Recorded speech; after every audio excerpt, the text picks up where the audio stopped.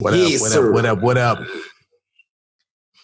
So what have you been checking out, bro? What's been popping up on your radar during the week? During this previous week now? Yeah. Or just stuff that you just want to, point out? I've been seeing a lot of people doing these bedroom performances. A lot of interviews going on. Not as many as it was during the beginning of lockdown, but yeah, there've been quite a few. The consistency is difficult, bro. It's very difficult. Yeah, no, it's tough. People are learning now. Yeah, that content is not just.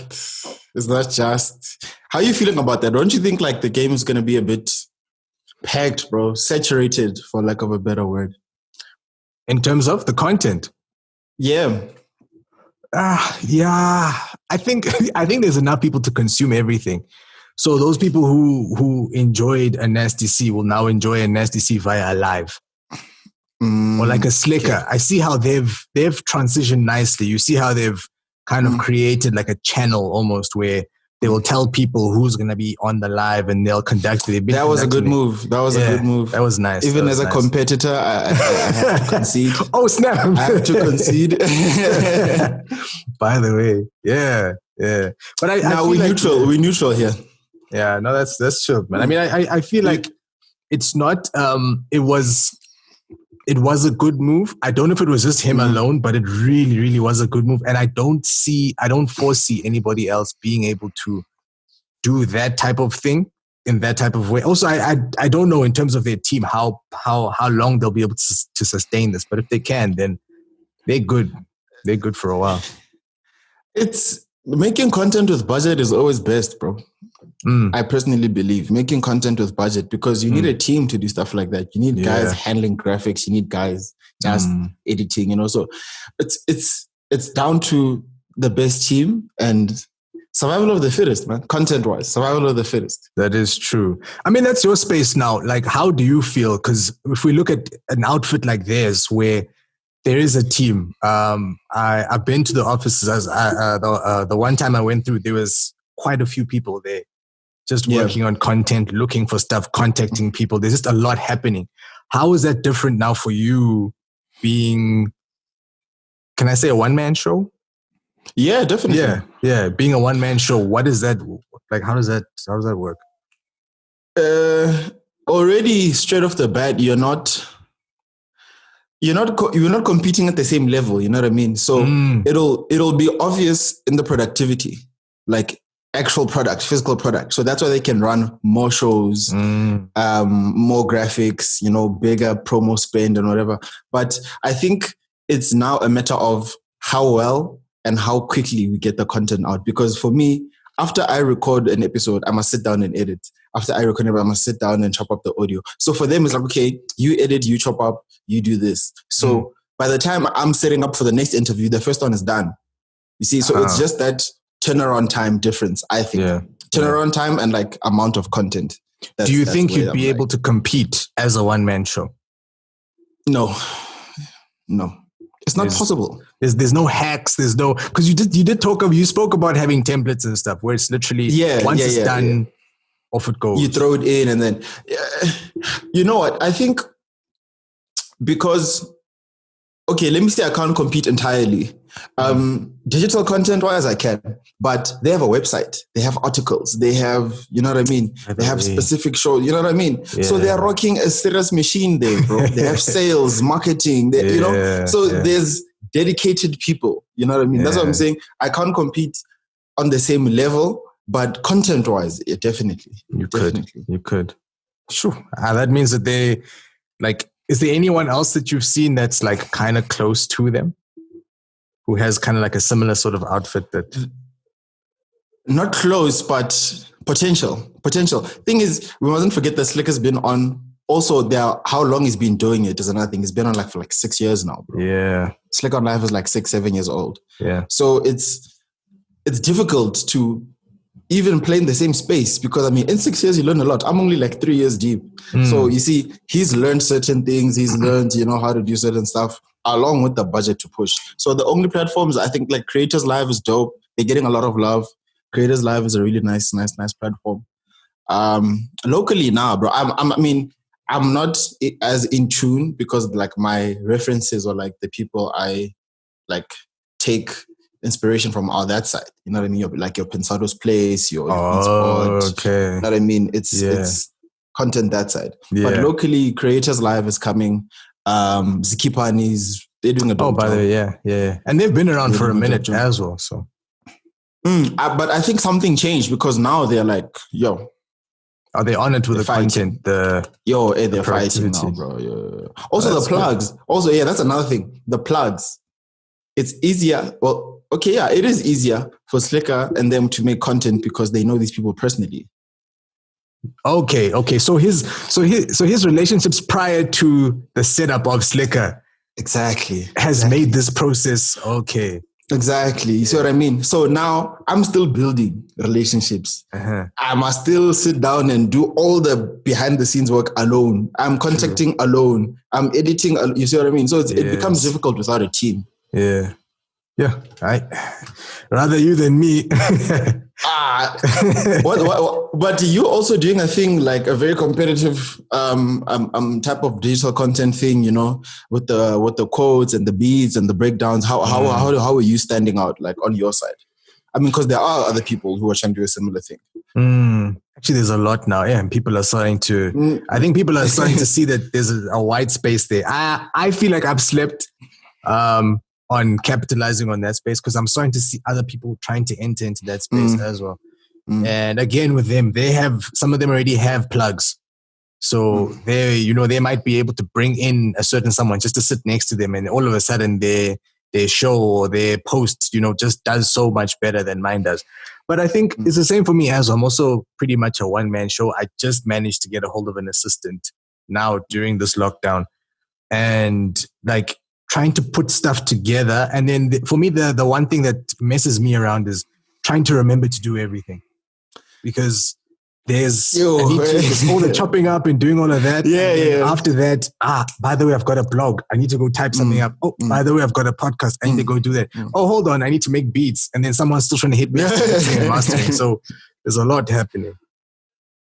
But how do you think in the content space, how do you think people could stand out? Like, what are some of the things they could do to stand out? Because like, as we're discussing, there's a lot of competition, there are a lot of different players in the game. How do you think it's possible for people to like compete in that space?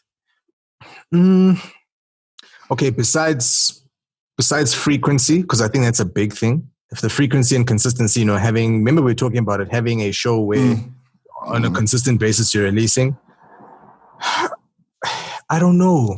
I don't feel like there really is a formula. I still feel people can do whatever they want to and succeed because there's no one playing in. There aren't a lot of people playing in that space, and we underestimate the amount of people that there are to consume such stuff. You think so? I really do. I mean, there's so many guys here. Look, it just needs to be good. I think that's it. One set of people we didn't talk about is PopCast. PopCast. Yes. They're coming in. They're coming in hard. So you're kind of like your shows, like your everyday struggle type of stuff. We are consuming a lot of their stuff, and we're not consuming enough of. We're consuming our own stuff, but like via Twitter and via like random places where we're collecting it. If there was like a tabloidy type of place where everything gets like gathered together, like they're doing on the PopCast. That type of thing. I think, already with them, you've seen their growth over the past couple of months. It's been insane. Bro, those guys went from 0 to 20K, 30K, average 12K. But they've also got the whole backing, the sheer fact that you've got such massive names already. That already brings that, brings that pool. But do you think now it's not as, like, advisable to go into that space without those names? Because like we were saying, relationships are very important in the game. You know what I mean? So do you think it's possible for someone to go into the whole digital space and try to do the numbers without that? I think there's two ways. I think maybe if there's a special guest sort of situation where you're bringing those people and you invite them, and as they come, they come. Otherwise, it's just, can I call them the people who don't necessarily have the name? But there's also a perspective that we can give. I'm going to give it an example of the PopCast. I was watching an episode and they were speaking about royalties. No. They were talking about income during lockdown. And they were touching on points, but you could see that they were talking about things that they've all been involved in. And very quickly you can hear that they're speaking on a level of 100K deals, 120, you know, they're talking big numbers and big events and that type of stuff. And that's all well and good for the people who are playing in that space. But maybe for someone like you or me, where we are playing with literally trying to get food on the table, or we're trying to, we're playing at a much more... Just trying to figure things out. Exactly. So our viewpoint in that regard is going to be a lot more valuable. So if I say something about how you might be able to get the next maybe 2 or 3 performances or 3 interviews, it might make more sense practically than them speaking from a very high level. Okay. I think it goes both ways because we could say, like you're saying now, people sort of can't relate, but also there's not a lot of information from that perspective as well. You know what I mean? There's not a lot of, when you're at the top, this is how much you must expect. This is how much you're dealing with. You know what I mean? So it creates a gap for, like you're saying, the more ground level content creators to come in with relatable content. But at the same time, we need to know, it's sort of like they're where we're going and we are starting people off, if I'm making sense. Yeah. So it's just how we consume the content as well and how we want to provide that content that they are not hitting. You know what I mean? So it's tricky, bro. Content is just tricky because everyone right now is trying to do it. That's another thing. So it's... Yeah. Yeah, I guess one of those things. I guess so. Some of the guys are not though. I'm okay with that. I don't mind that there's a lot more content. I feel like there's a lot more eyes and ears watching now. And then also for people like you you've been making stuff long before we went into this whole lockdown period. Yeah. So you already have a flow going. Yeah. Whereas I'm seeing people now who are fairly well known jumping into lives. Starting, there's 20 people in their life, but they're such a big name. But I think it's because their fans are not expecting this. We don't know you. Why are you here on live? You know? Also, they're on live and they don't know what they're doing. They're looking at their phone. They don't know what to say. They might invite someone in, but it's not really a cohesive thing. So I think more content is good. Because it keeps people like you on your toes. And me as well. Hey, bro, these kids are coming in. Hey, let me not even lie, bro. They are dudes. Yeah. These dudes are coming in. Platforms that you remember. I'm thinking of something now. Platforms that you're asking me about. There's a page called SilasBeats. I really dig what they do. Yeah. I really dig what they're doing. They're coming with my stuff. But that's also another thing. One thing I appreciate about them is that they're coming in with a different vibe. We're both doing the same thing, but they're in a different lane, and I can appreciate that. You know what I mean? How's it different? I'm technical. As a producer, you do 1, 2, 3. Your kick must be here. Your snare. How to set up studios. Okay, producer. More theory. Get to know the producer. They are press play. This beat's hot. This beat's hot. This beat's not hot. This beat's hot. You know what I mean? They're just more showcasing. I'm more in depth. Yeah. You know what I mean? And there's space for both of you. Sit down. There's space for both of us. Exactly. You know what I mean? There's space for both of us. Only if they feel like they're going to pull up on me and start doing things I'm doing, I'll be like, I bet I can do the exact same thing. Yeah. But do you think there's a lot of that happening right now with people jacking each other's ideas? Yeah. Oh.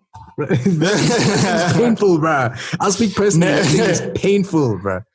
It's they say, what's this? What's this? Theft? Is it flat? What? It's the saying. Something about copying is the best form of flattery or something like that. Flattery, yeah. So it's all well and good when you see, but sometimes you're like, hi, man, but This one here. And then it's even worse if they're able to take it. And I suppose this is all the originator's fault. If they take the originator's idea and then they level up. Then you're just like, could have, should have, would have. Exactly. So that's it. It becomes cutthroat. But I think that competition is where it's like, even with me thinking, just with content creation, I wasn't playing the YouTube space.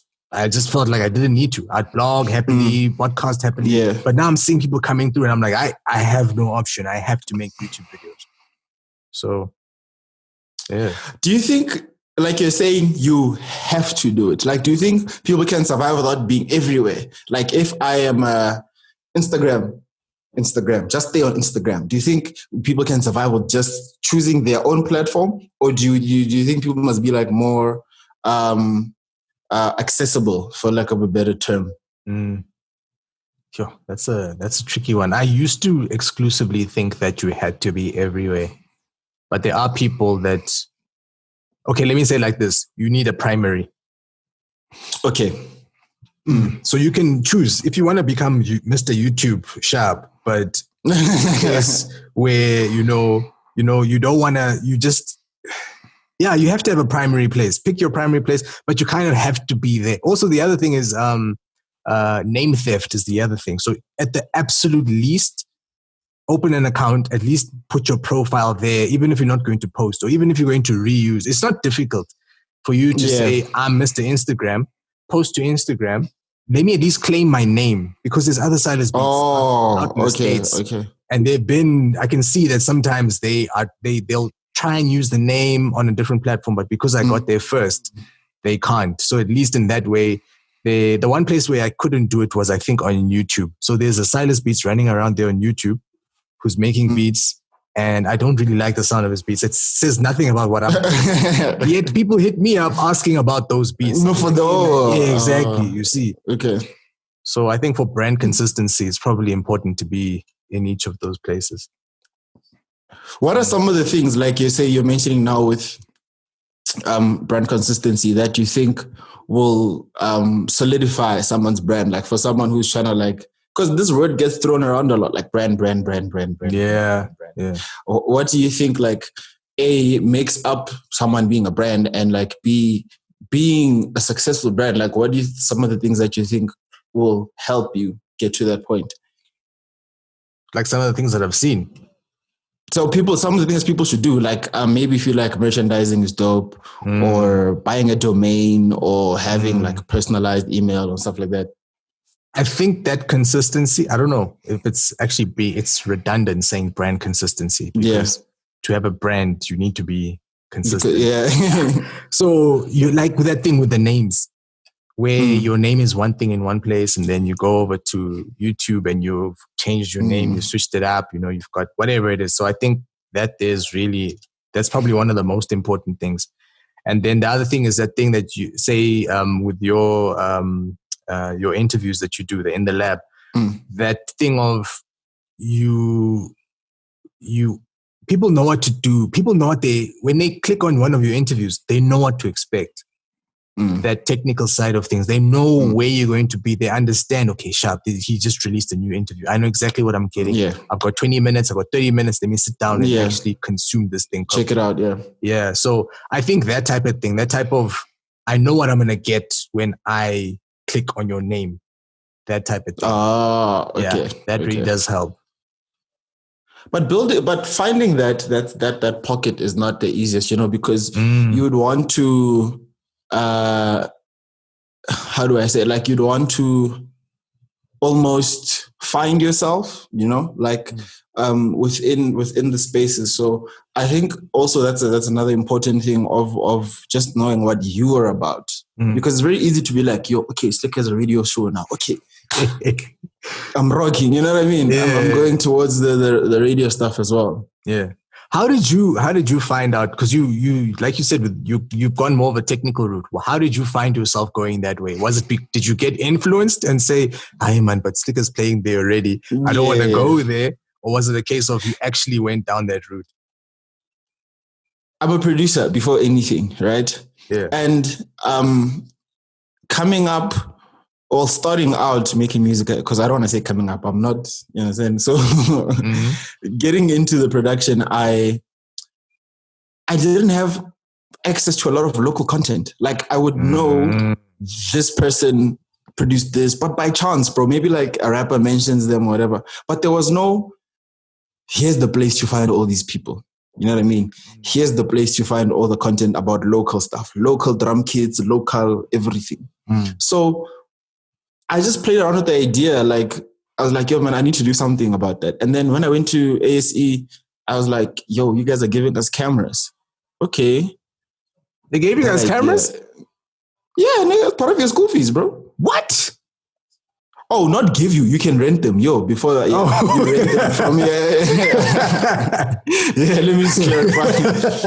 Yeah, so when I got there and they were like, yo, you can use our studios, you can rent our gear and do whatever you want to do. I was like, okay, snap. How do I capitalize? How do I capitalize on this? Because it's very easy for me to shoot myself in the studio, stream my new single. But how many people are doing that? We're tired of that thing, man. We're tired of that. The wait is over. Check my single. You know what I mean? My new banger. You see now. So I was like, if I'm going to kill two birds with one stone and create a local hub for producers to know about the people that make their favorite songs. Because the people that will know a Questa but not know a Makwa. You know what I mean? Yeah. So it's like just broadening the level of the game, and also for me to meet some of the people I look up to. Okay. You know, because I can't call you and say, hey, Silas, let's have lunch. Who are you? Why am I having lunch with you? Why am I coming to your studio? You know what I mean? What's in it for me? You know what I mean? Yeah. So for most people, it would be nice if they benefited something. So I feel like getting the content out there and also getting familiar with the people in the game so we can relay that information like to the other people that don't have the access to all these people. It would be great. So I was like, in the lab. Yeah. So then from there you took that equipment, you got your permission, and then from there you just started bringing people in. Yeah. There was a point I was shooting like 5 episodes a week, bro. Like I was rocking. Like, man, let's go. How many do you have out at the moment? I've got a season out. In studio season, I've got about 10 episodes out. And then the lives, I've got 3 out. Well, 2 right now. The 3rd one is uploading right now. So yeah. Got a whole bunch of them on hard drives though. So I've got like 6 in total, the lives, but I haven't uploaded them. Yes, it's just like pacing myself as well. Because I don't want to just fire. No one's trying to hear that. Yeah. And you on your side? With regards to the SilasBeats. This is what I do. I'm a producer. Oh yeah, man. Okay, so in terms of the content and stuff that I'm releasing, yeah, it's and you like getting into music production. Let's just throw that in there. What, like the whole process of getting into that? So it was more of like I stumbled into it. I've always like played instruments and not instruments. Let me just say I played the violin and stuff. So it was an interest for me. I was horrible. I was bad at the violin. My teachers, I was not dope. Plus, that instrument is mad difficult to play, bro. I will not lie. Bro. Bro, just holding it, bro. Just holding it. Those are lessons on their own. Just learning how you have to. That's the problem. Anyway, but I enjoyed the music element, you know, the sounds and all of that stuff. So I kind of got into it like that. Fast forward a couple of years, I'm playing with software like anybody else. But I was like, this feels better. And I'd make things. Granted, it sounded terrible, but I was like, I feel good about this. I've created something out of here. Now it's yeah. So it just built from there. I had people along the way, you know. I was in Cape Town for a while, then I came to Joburg, continued making, and that's how I got into it. Yeah. And now for you to have, because when someone checks you out, they'll be like, this guy's rock to the reason, and like all these big guys. How does he do this? Like, how do you now connect with the bigger artists? Sure. A lot of luck, I'd say. No such thing as luck, bro. Okay, fine. I'll give you the real answer. There's no such thing as luck, bro. No, look, it was a domino effect of getting the first guy. The first guy was P.O. Then from there, it was then Jay Lawless. They worked on a track together. And then years down the line, I'm actually in studio with the guys. And then I think, was it Envy or Blacklist that walked in? They came in for a single. They came to come fetch it on their flash drive. And they're like, aren't you that? And then from there, and then it just built the next one. So even a situation with like a Reason, I didn't call for the session. That was Blacklist calling for him to jump onto his track, but it was because I was working with Blacklist that he trusted me. So they came to my spot. So a lot of the features, a lot of the bigger ones, it just gets to a point where there's people I haven't met before. I've got a Zakwe feature. I've never met that guy. I've never spoken. You know what I'm saying? Empty. I've never met that guy. Yeah. So I think at some point it becomes that. I believe it should continue being a thing of face-to-face meetups and working in studio. There are situations where we're fortunate enough that does happen, but there will be a lot, especially now in this digital age. There's a guy who's maybe he's working out of Durban or KZN, whatever it is. Yeah. We have to work digitally. So it's been a lot of, well, for me specifically, it's been a lot of digital and a lot of just being in the right place and just showing up. Yeah, making music. But that domino thing that you're mentioning is very important, because also on my side, the one thing I've realized is that like it takes one gig and then everything will just flow. You know what I mean? Like everything will just come from that. So I think it's tricky breaking into the game for one, because there's so many of us. Man. There's like so many people. So I think just figuring out your X factor and running with it. Running with it.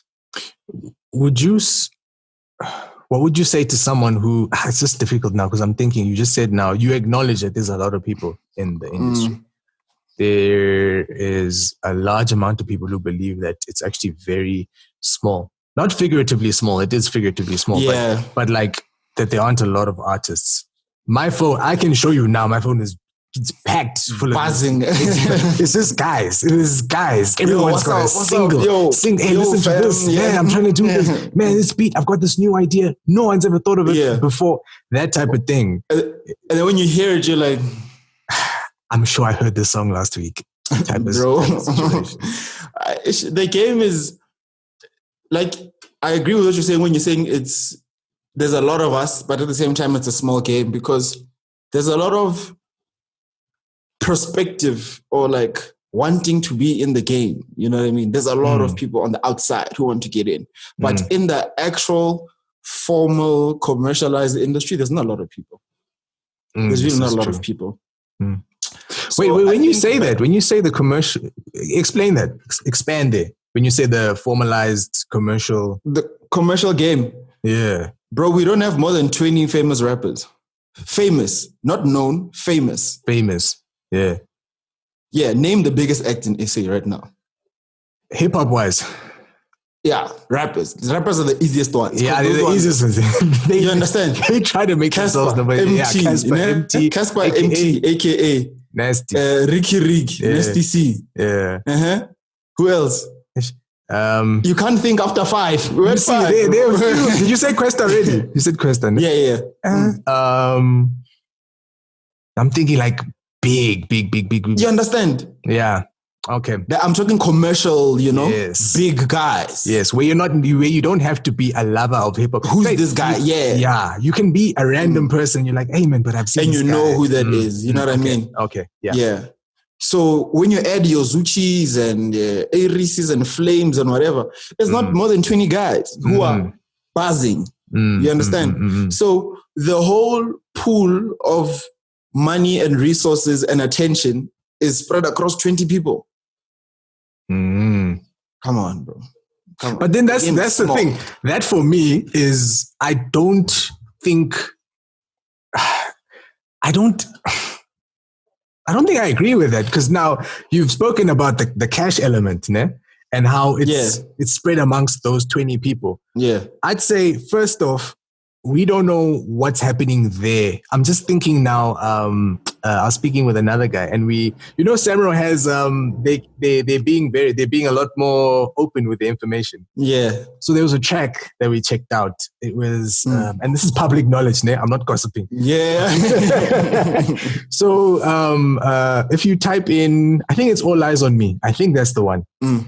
There are 18 beneficiaries there on that song, on the Samro portal. So that already goes to show. And mind you, your universals and stuff are also in that list. Inside, yeah. Yeah, what they don't give, they'll tell you who's there via their government name. So I saw names there. I mean, Keenan was one of them. So that's how they'll write it out as people's governments. So some of them I was able to spot, others I didn't know, but it doesn't show percentages. So already there, I thought to myself, I'm like, hey man, but is it any better at the top? Because though there are your 20 or so people who are getting all the cash, they're getting smaller percentages of it. But then on the other hand, we also have a completely different side of things where you've spoken about the commercial space. But then there's also it's hip hop, but it's more your library music / niche of things. It's not glamorous at all, but I've seen it pay a lot better in certain situations than the commercial side, more consistently over a long period of time. True. But for the sake of our context, we're talking artists, right? Yes, yeah. Library music is a whole different game. That's a different composition space. Yeah. If we're talking commercial music, right? Like you're saying, there are 18 or so beneficiaries on one song. 18%, or let me say, if there's 18 of us, 5% of 1 million is better than 100% of zero. I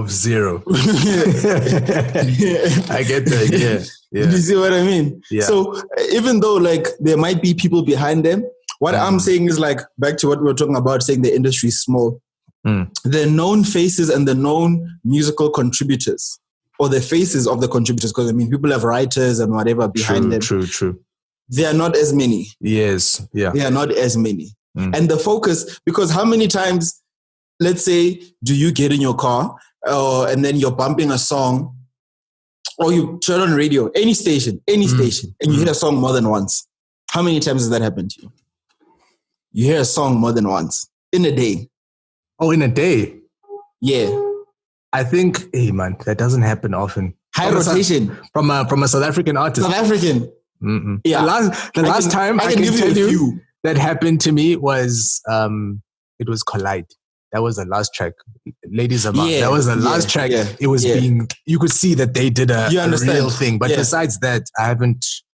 We just need more, bro. Like, even if we don't catapult these people to top 10 Samro charts, at least they're by 20 to 30. Come on. Let them chill there for Let's have new, you understand? Let's have new blood, bro. And that is true. We haven't had that. At the stage of the game, the people that are sitting there 20, 30, 40 is the people on top, but with older music.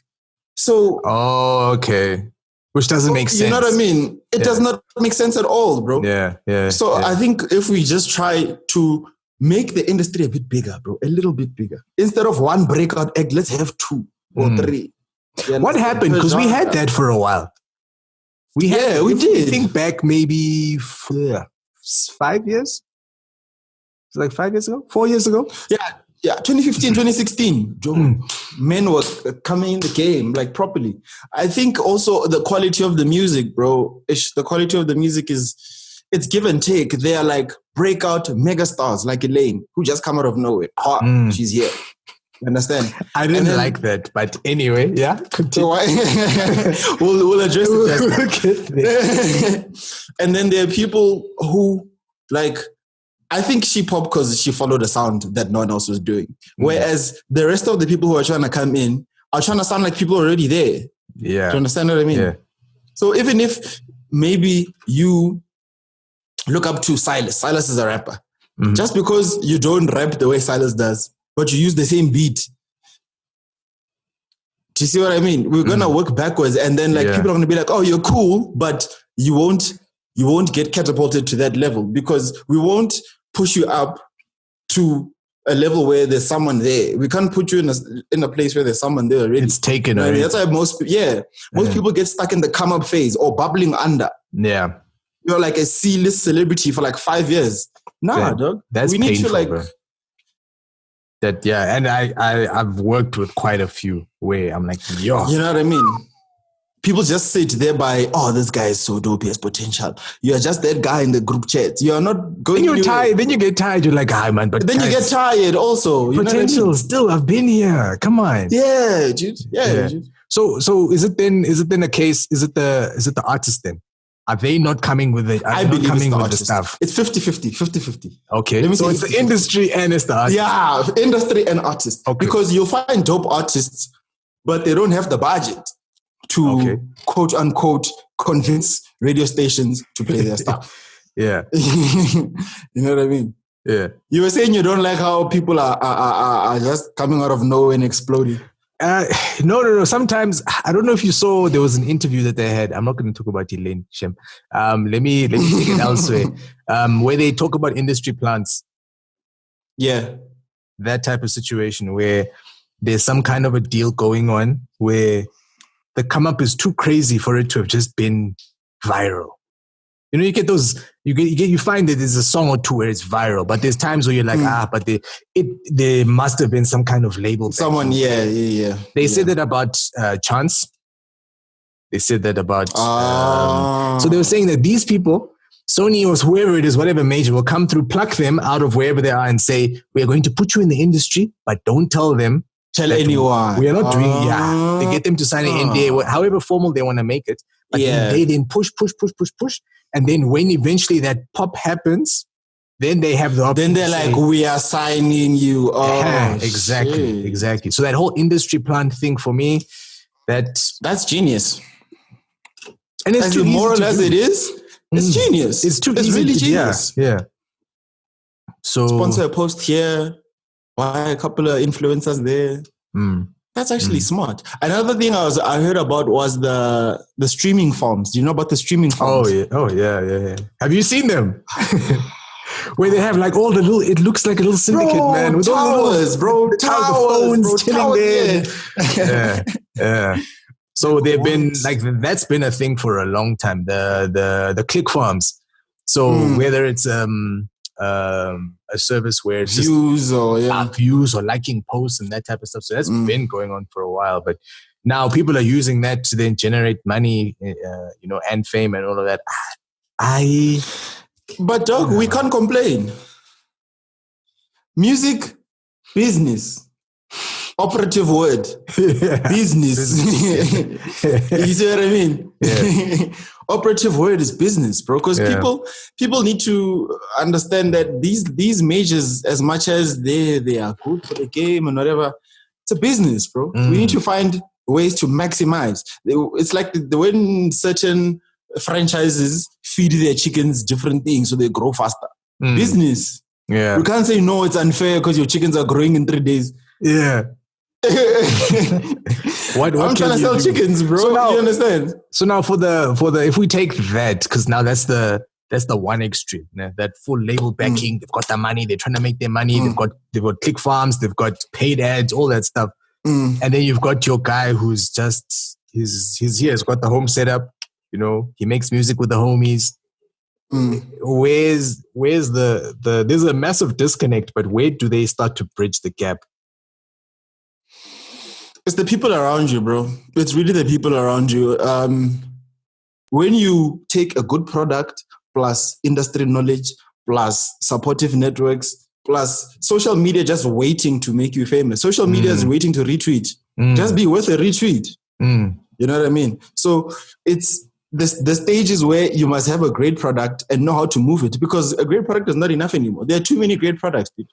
Too many great products. True. Too many great products, bro. So that in itself is a standard already. You have to have a great product plus, and then like you're mentioning, you understand. All the other stuff. Yeah. And it doesn't necessarily have to be monetary. No.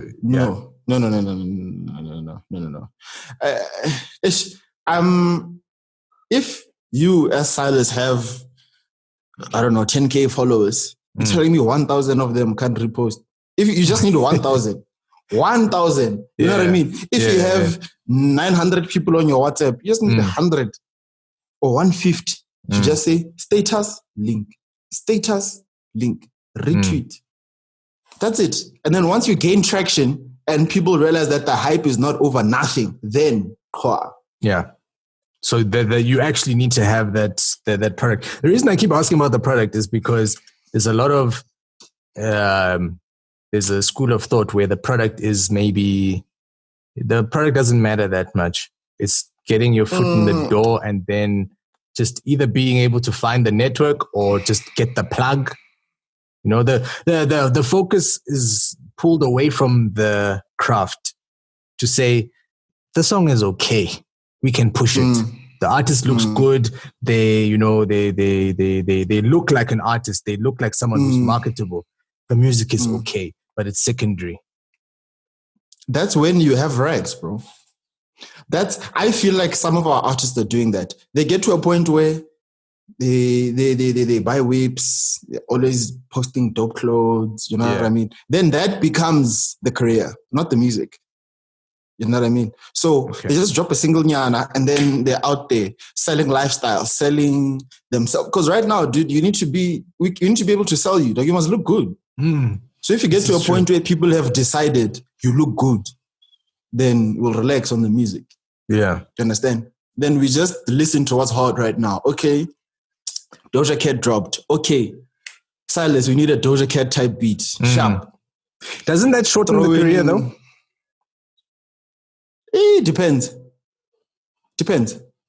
It really depends. Because you can be a Chris Brown and rock with R&B, and then when there's a new sound, you rock with that sound, and then when you just keep rocking with the different sounds. But when I just take care of yourself. Prime example, Maporisa. Prime example. Yeah. Okay, his music is not just okay. It's dope, but he's selling me. I'm expensive. My shoes are 40K. My tracksuit is 30K. You understand? I am hot. You know what I mean? So once you sell that image, that premium, people like nice things, dog. This is true. People like nice things. Like if I enjoy looking at you, then I bet you're the guy you say you are. If I say I'm a Porisa and I come in a taxi, you're gonna be like, it's not gonna make sense. It's not going to. It doesn't. Yeah.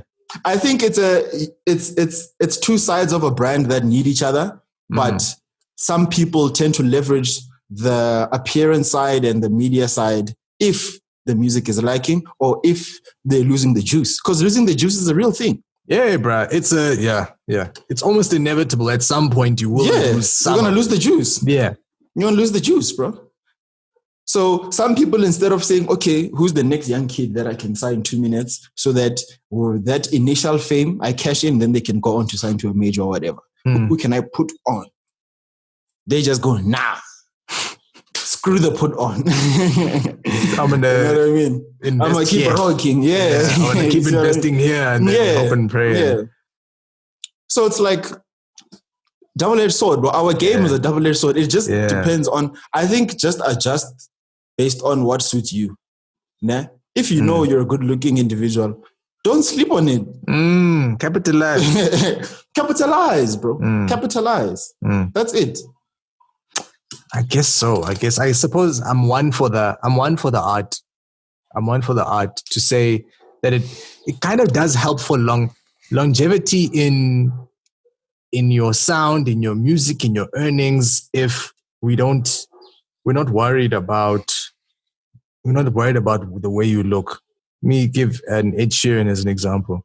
You can see that guy there. It's 100%. Just wears a shirt. That guy, bruh. He with his Oscars. That guy just wears a shirt, bruh. It's rocking. Where we going?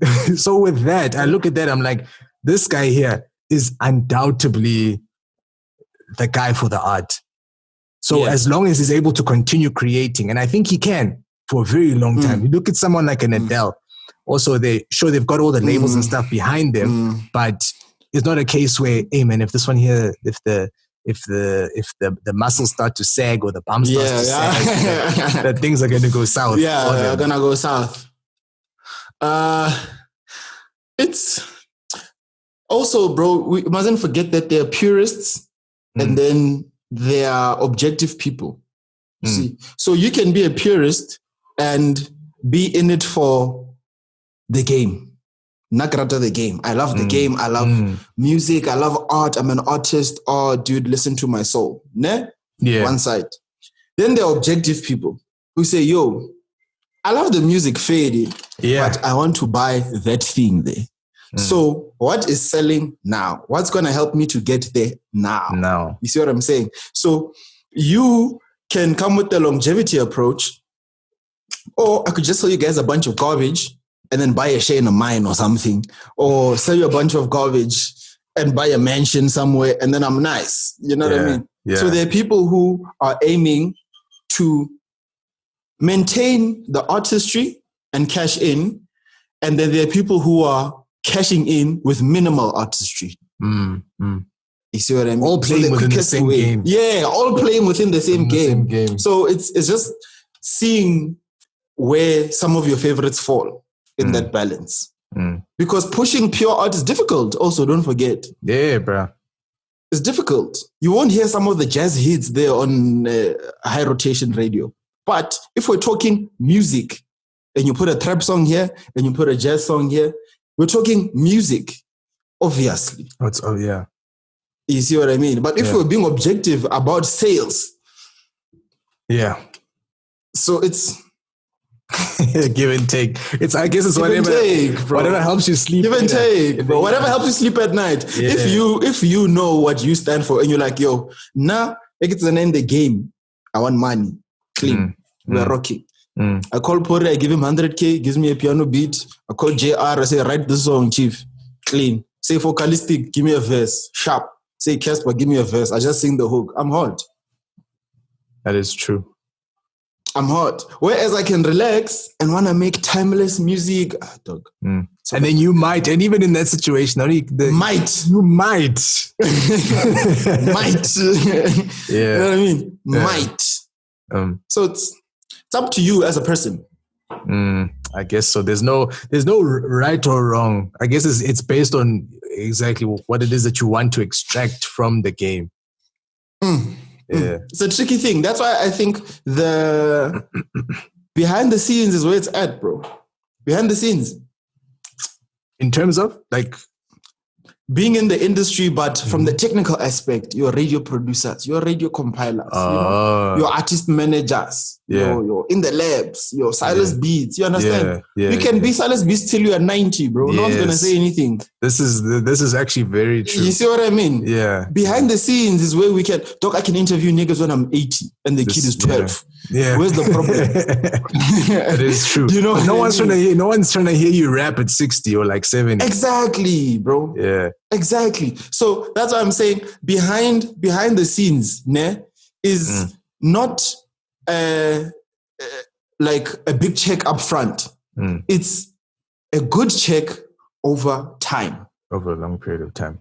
Yeah. I guess that's the game I'm trying to that I'm myself personally I'm leaning. Yeah. And I can because I'm behind the scenes. You also can because you're behind the scenes. Behind the scenes, bro. I guess as a rapper. And also we don't get injured by the trends because we adapt. Because if I'm rocking in the lab, this generation of producers steps behind. And the new wave producers are in. All I have to do is make a call. Like, say, what's going on? Let's chop it up. You know what I mean? True. And then that wave dies out. And then the new wave of producers just move along with the next one. I just move with the boys. Though. Yeah. Just move. Look, as a producer, you just move with the sounds. No one can say, you are biting. Yes. You are biting this guy's sound. You are, yeah. Who am I biting? It's the sound. I'm making music. Yeah. Would you say that's the reason why a lot of people then they set up the whole record label situation? So you got the record label and you're like, okay, I'm going to bring these kids in. Let them do what they're doing for their age group. I'm going to carry on with whoever it is that's still alive for me. Let me help them out and then these new ones do the same thing. It's very profitable. Don't forget, you make the quickest money as you get in the game because people are like, what's this? Yes. Understand? So the bookings, the novelty.